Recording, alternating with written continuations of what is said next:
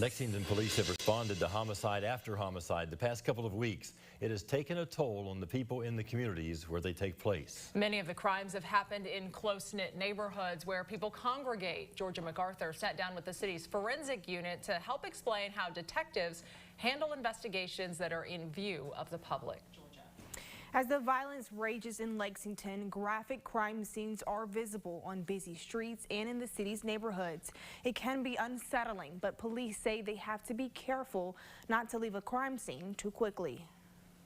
Police departments across the country are doing more with less. The number of violent crimes is on the rise. With just the number of homicides that we've had this month, it has been very difficult. The crime scenes are active for hours, leaving many residents still unable to access their homes and streets. Get on scene, we want to capture everything possible that will ensure that justice is served, that we're able to identify a suspect, that ultimately we're able to get to the bottom of what happened and get a conviction. The yellow tape, evidence markers, shell casings, victims lying in the street.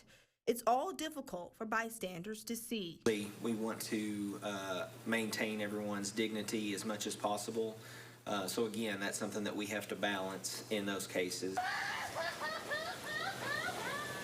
But even harder for the loved ones of the deceased to watch the scene unfold. However, we want the family to understand that what we're doing is not to be disrespectful to them at all, but ultimately to get justice for the victim and the victim's family. With more than 20 homicides in the month of May alone, the small staff of 12 detectives, technicians, and sergeants at Lexington Police Department has his hands full.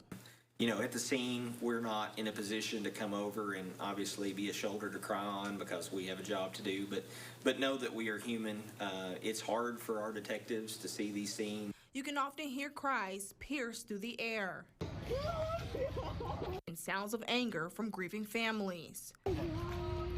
But Lieutenant Randall Combs says it's important that citizens don't interfere with the scene. It really causes issues for us in processing the scene, especially when we get to the courtroom. And police say it's sometimes hard to get witnesses to talk in these close-knit communities, but remind people that any piece of information they have could help solve a crime and cut down on the scary scenes they see in the streets. Marvin.